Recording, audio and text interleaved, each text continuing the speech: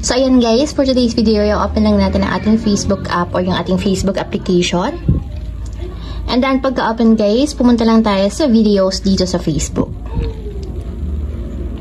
And dito kung gusto nyong i-turn on yung captions about video na lalabas dito sa ating Facebook, ang gagawin nyo lang guys is i-tap nyo lang yung three horizontal dots na dito sa my lower right side. So tap nyo lang. And then after nyo guys, hanapin nyo lang dito yung captions. So tatap nyo lang yung captions.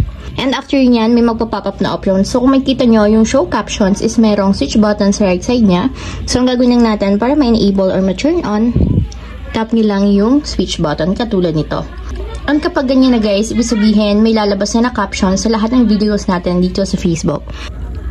So ayan guys, kung mapapansin nyo, nagkaroon na ng captions yung video na lumalabas dito sa ating Facebook.